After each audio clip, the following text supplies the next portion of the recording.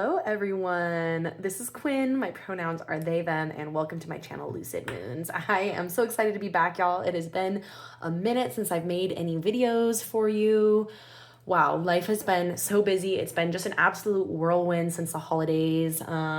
We were out of town for Christmas with my family, and then for my birthday, which is on December 30th, we went to Six Flags Magic Mountain in LA just before the fires, by the way, which was crazy, but we had a great time. Came back. My partner's birthday is January 3rd, only 4 days after my birthday, so we had a bunch of celebrations where we live with friends and family there.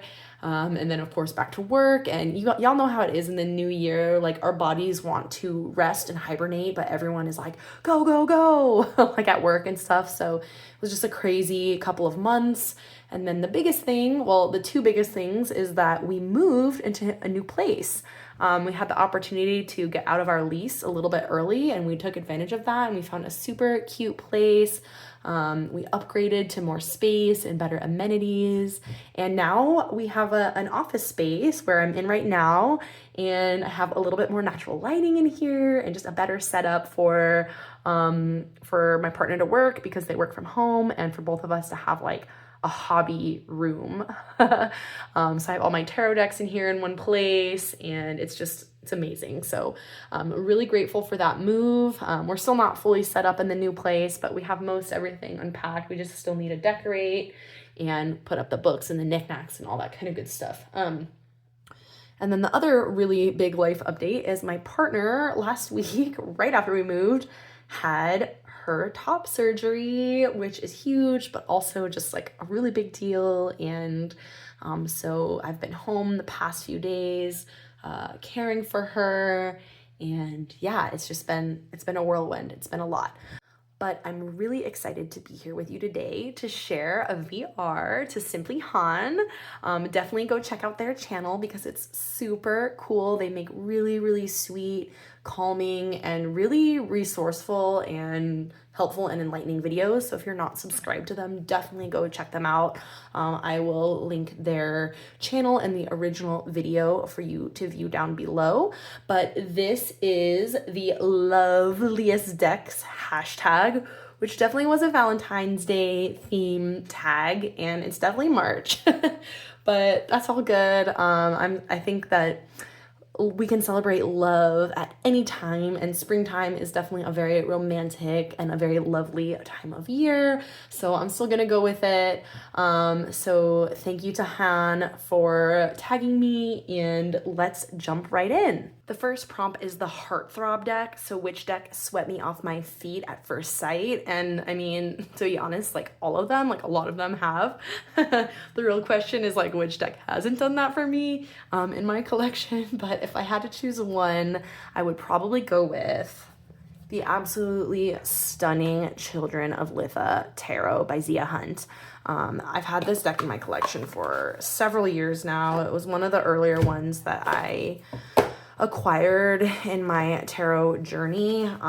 Here are these beautiful backs with this beautiful star shape on them, and I'm just in love with this art style. Zia Hunt is such a talented artist. This really fantasy kind of art style, first of all, really speaks to me. I mean, it's objectively gorgeous and freaking stunning. But the other thing that really impresses me with this deck is just the consistency throughout. So the minors are animals, the courts are people, and they're really beautifully rendered diverse people. And then the majors are like human and animal hybrids, and each element, look at this beautiful, that's one of my favorite cards. And each element or each suit really portrays animals of that element. And just the structure of this deck as an earth sign and as a Capricorn, I really thrive in like a really consistent and really structured system. And for that reason, I have so much appreciation for this deck. And it really just, it's one of my favorites. It makes my heart absolutely throb. And yeah, also the guidebook has a little poem for each card. The ones for the majors are a little bit longer. The ones for the minors are a little bit shorter, little blips. but I just think that that's also very heartthrobby of this deck to give me a little poetry for every single card. So this is definitely my pick for the Heartthrob, and this is the beautiful Children of Letha Tarot. All right, y'all, it took me like 4 tries to film that last little segment about the Children of Letha Tarot. I am rusty as hell at this whole filming videos thing. But it feels good. I'm getting back in the saddle. I'm getting back in it. So the next prompt is the Hopeless Romantic. Which deck feels the most dreamy and romantic? I mean, a couple came to mind, but I mean, let's be honest.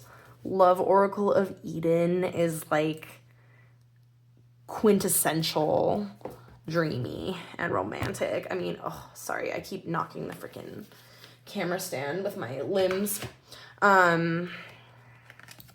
Even this box is so dreamy and so luxurious, like, holy crap. Okay, here's the beautiful backs. We have another kind of like a star on the backs, which is interesting. I love this brown, coppery, maroony brown edging. Stunning. Y'all, like, take a look. Feast your eyes upon this dreamy, stunning ass, gorgeous deck. I mean, it literally feels like I'm in a dream world with all of these gorgeous, diverse human beings, literal angels blessing me. And just the poses that they are in are so soft and so emotive. Kind of the way that these are edited, the filter over it feels like I'm in a dream world. It literally feels like I'm in some kind of heavenly universe where everything is just so gorgeous. So I can truly not think of a more romantic deck and a dreamier deck than the Love Oracle of Eden. I'm sorry, this is by AJ Hamilton. Let me make sure. Yeah, AJ Hamilton, published by Abusapa. A really, really stunningly gorgeous deck. I can't think of anything dreamier. Truly, truly. So yeah, that's the Love Oracle of Eden. Prompt number 3 is the Soulmate. Which deck do I feel the deepest emotional connection with? This is another hard one because there's a handful that I could choose. But if I have to choose one, I'll probably go with my very, very treasured and beloved Numinous Tarot by Cedar McLeod. You can see by the worn edges that this is a very, very beloved deck to me. This was the first deck I bought. Not the first deck I ever owned. It's the third deck I ever owned, but the first deck that I bought for myself in 2020 during the pandemic when I got really into tarot. Yeah, and this deck, I did a lot of research and I wanted to find a deck that was really inclusive and queer and diverse. All of the things that I really value, and a deck that reflected both me and my community. So this is definitely just one that I feel so deeply connected with. It's one of those ones where I pretty much, if you tell me like a tarot card, I can pretty much picture what that card is in this deck. And you know, it's a deck that changes a lot of the names of the suits and the court cards and things like that. So a lot of people would say it's not necessarily the best for beginners, but I wasn't a total beginner when I got this. Like, I had some familiarity with the RWS already, and it's not that hard to figure out. Like, I'm an adult, I can read a book and like, you know, figure it out. So that's what I say for any beginners out there. Really just choose a deck that speaks to you, that moves you, that inspires you, that feels like you, because that's what this deck is for me. And I had no trouble learning tarot with this deck. this Lover's card, and I love this Strength card. Some of my favorite cards ever. Cedar McLeod also has a really great guidebook for this deck. This is definitely one of the older editions, so I'm not sure what has been changed. I know the newer one has different card stock. I'm not sure if the guidebook has changed. But I just love this deck. I love Cedar McLeod as a creator so much. They are just such a lovely, lovely person. I have all of their decks currently except for one, but I'm planning on getting it eventually. I'm a little bit of a completionist like that. I have to be a little careful because once I get going with a certain creator that I really like, I'm like, I gotta catch them all. I gotta collect every single one. I love this King of Cups right here as well. So beautiful.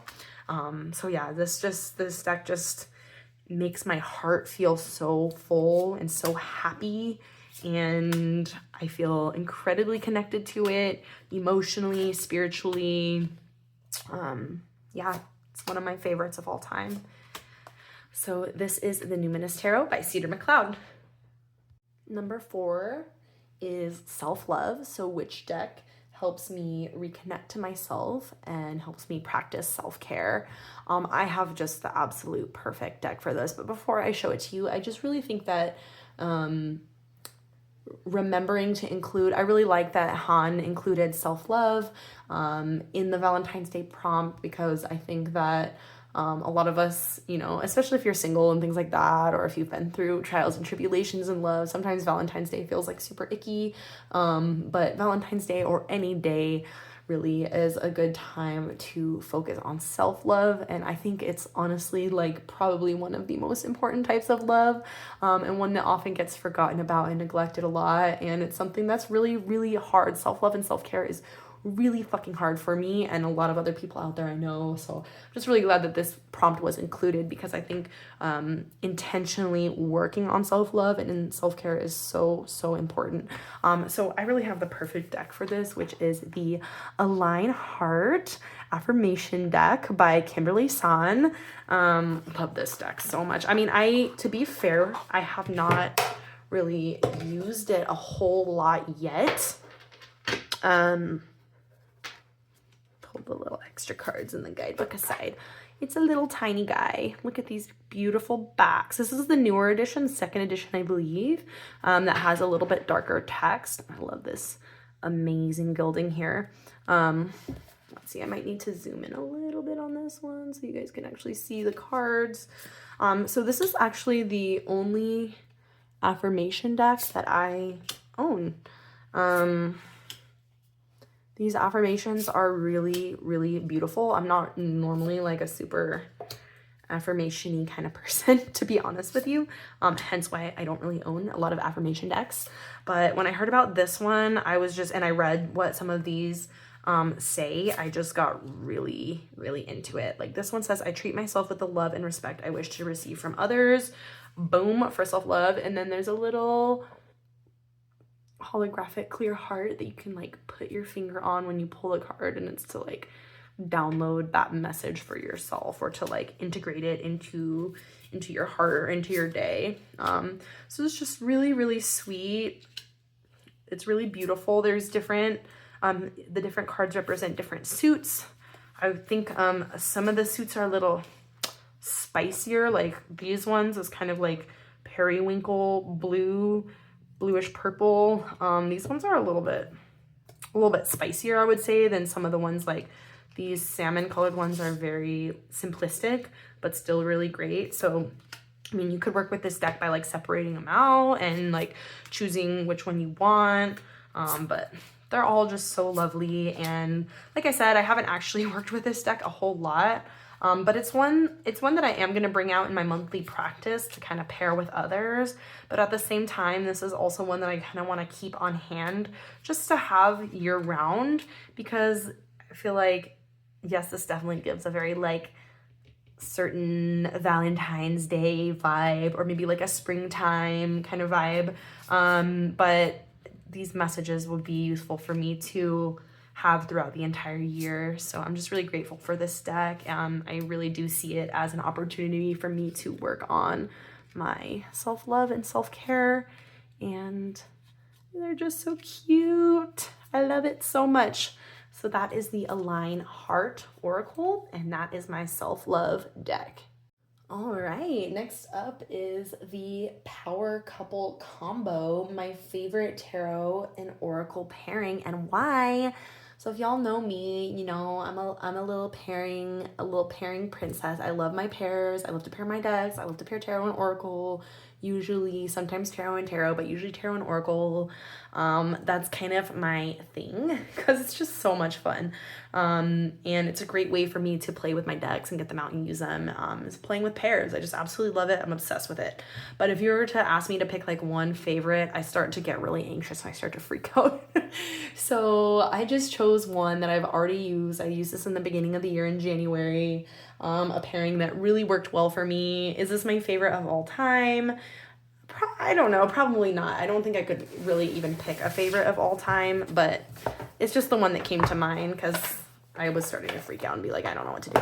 So I have the Poesis Oracle by Andrea Wan and the Avisomnia Tarot by Orla Bird. And this is just like a really kind of like calming, a little bit more minimalistic aesthetic vibe for a pairing. And I feel like it's a really, really clear, just like a really clear, really, yeah, soothing kind of reading combo. So, and the backs do look very, very fabulous together, I must say. Also, the cardstock, it's not the same by any means, but it's a similar texture as well, which is not necessary by any means for a pairing, but it's just something to note. Okay, we'll get this over here. I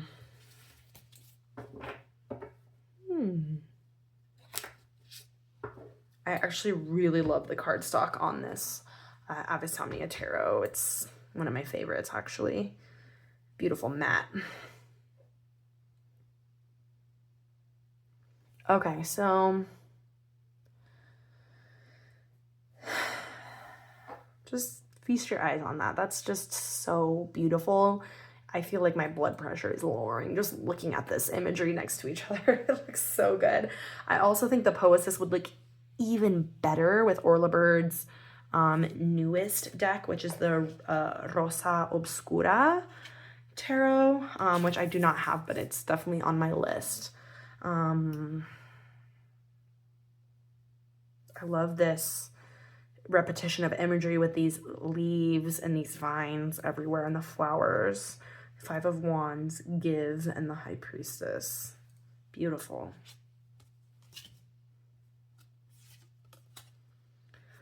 Ooh, oh shit.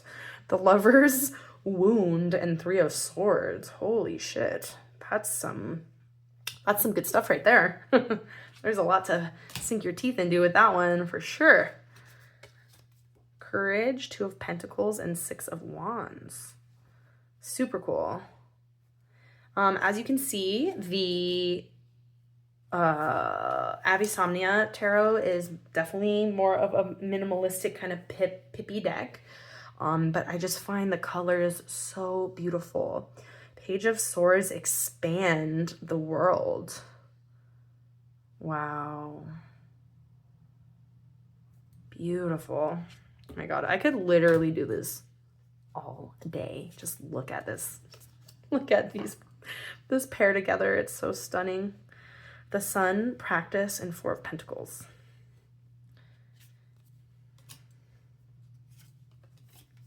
Six of Swords, Root, and Knight of Wands.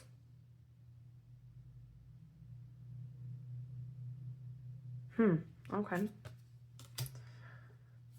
The Tower, Noise, and Two of Swords. Ooh, that's another spicy one right there. Holy cow, it's so beautiful though. Let's look what one more. Six of Cups, Work, and Eight of Cups. Wow, beautiful. So yeah, that's definitely one of my favorite pairings. This is the Avisomnia Tarot and the Poesis Oracle. Gosh, I'm having so much fun with this. This is just such a fun tag. Thank you so much to Simply Han for making this. I feel like it's helping me get back in the saddle, making videos, and reminding me how much fun I have creating these videos and this type of content. It really does bring me a lot of joy, especially the pairings. I told y'all I'm obsessed. Okay, number 6 is the Secret Admirer, which is a deck I don't use often, but secretly adore. So, I've mentioned this before, but up until this year, I made a point of using every single deck in my collection at least once a year, and I did that through like cycling through in like a monthly deck selection, a deck edit, whatever you want to call it, curated capsule collection, however you want to think of it. However, I have gotten to a point with my collection where I just have too many to get to them all and really give them the love and attention that they deserve.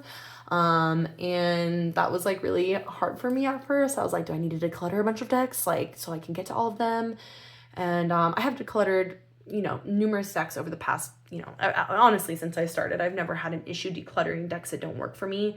But I think that instead of decluttering a bunch of decks that I don't really want to get rid of, that I actually really love, my practice just has to kind of change and adapt. And so I'm no longer going to be able to get to every single deck in my collection every single year.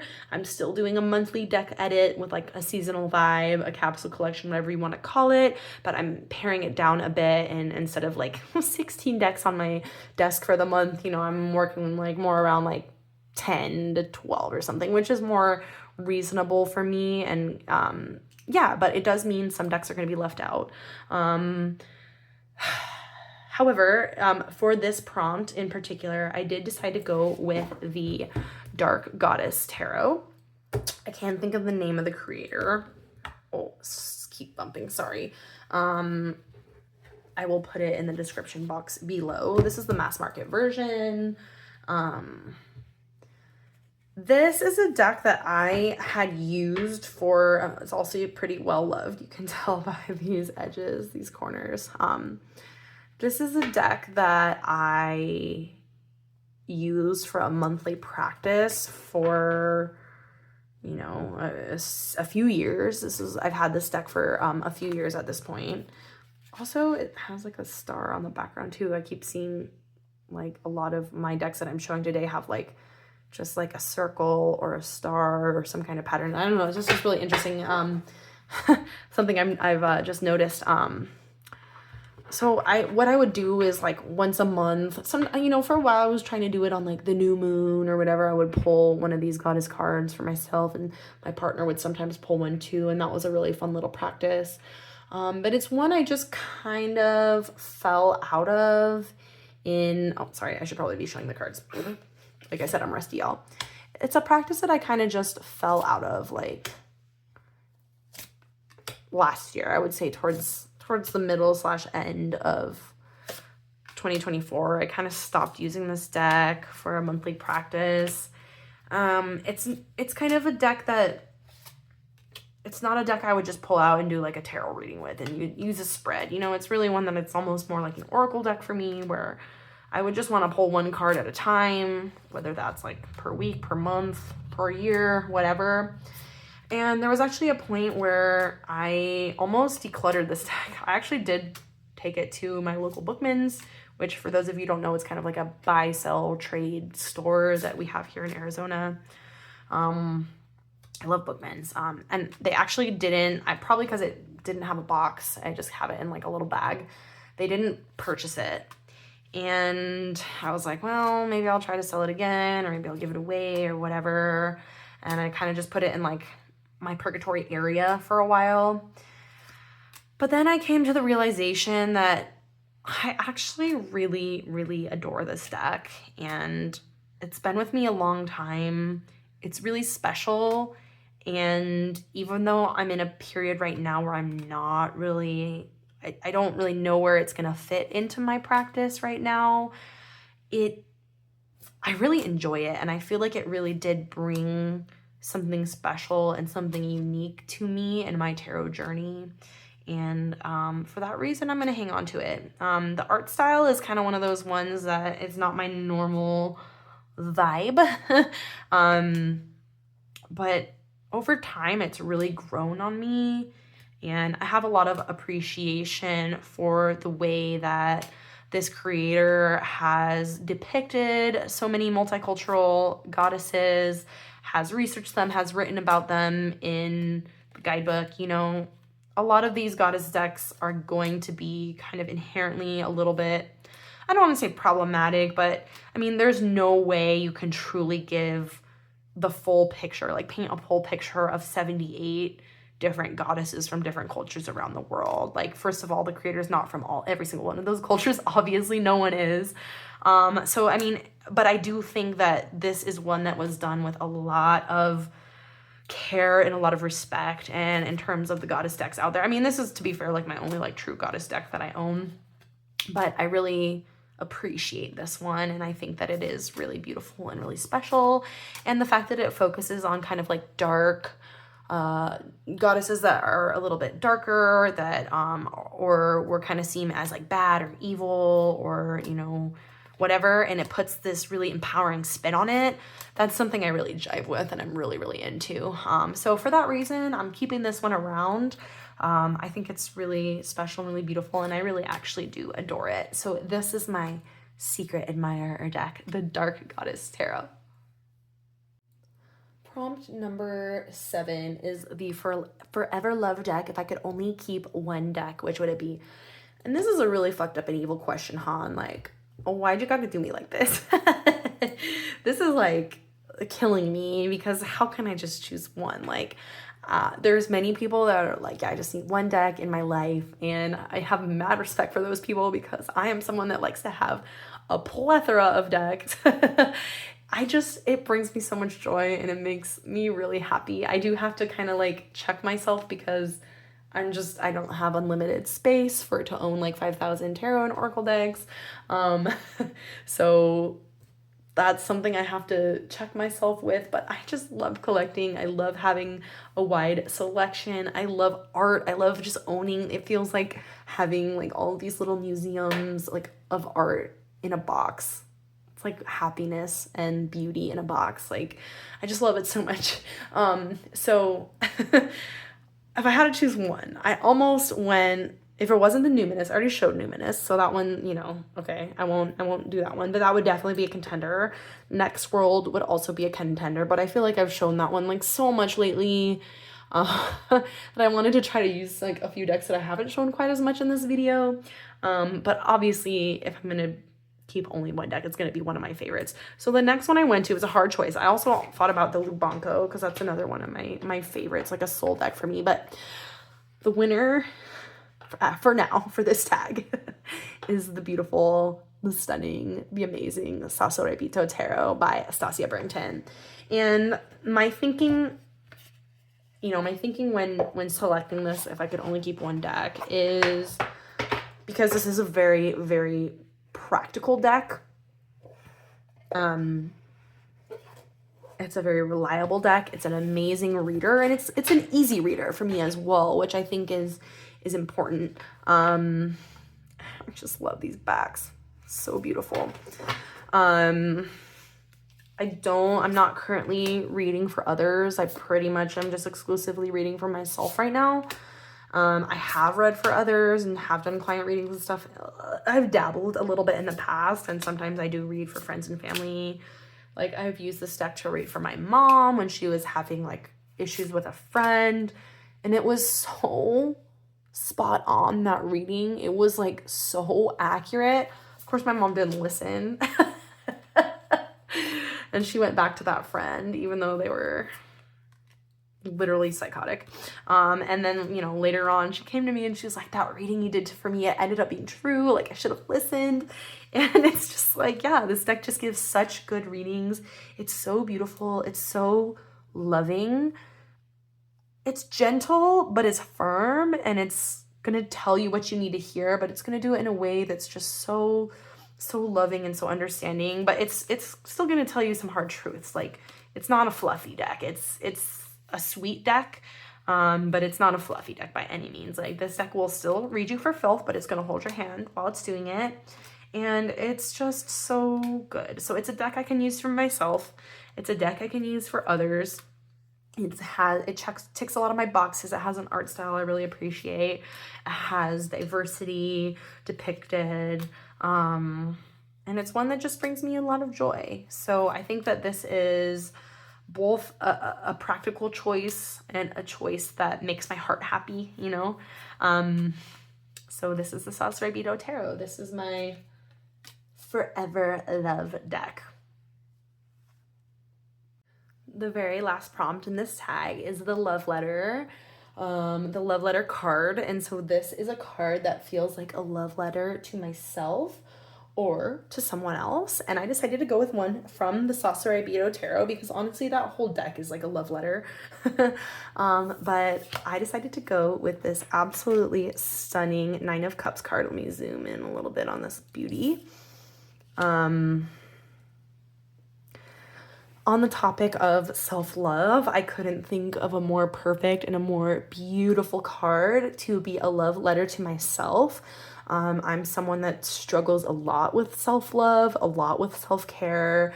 It's probably my Capricorn sun, but I am extremely perfectionistic. I'm extremely hard on myself, and I often fall into this trap of like, well, if it's not perfect, then it's trash and it's not worth doing. And I'm constantly, you know, as someone, as a friend, as a partner, as an artist, as a worker, like I'm constantly having to remind myself that sometimes it's okay to just do things and be a human and to be imperfect for the sake of doing them.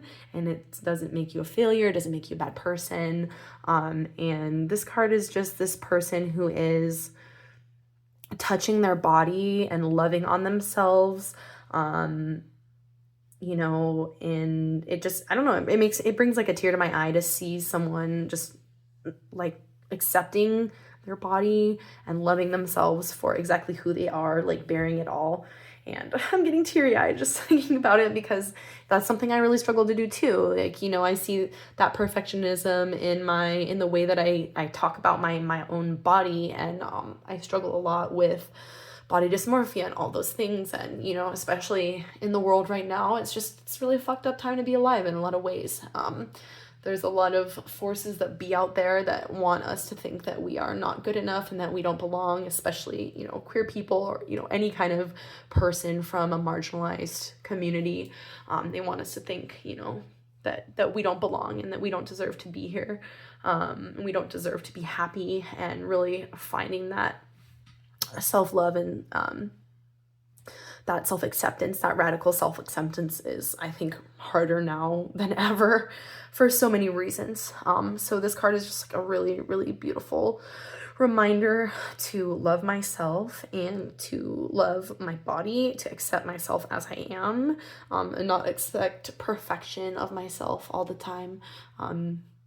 In my physical form as well as in my art and the actions that I do in the world, because I'm just a person. So sorry for crying. Didn't expect to cry on this video, but that is definitely just one of my favorite tarot cards ever. It's so beautiful, and one of the reasons why I love the Soulmate so much. So thank you so much for watching today. It has been an absolute pleasure hanging out with y'all. If you haven't already, please like this video. Help me out. I'm kind of a smaller channel. I'm still getting going here. Subscribe if you haven't already, because I'd love to hang out with you. Leave me a comment. Let me know what you think. Let me know what decks you were using during Valentine's Day, or which decks you use for self-love. And no matter who you are and no matter where you are, I hope your day is filled with so much magic and so much joy. Bye!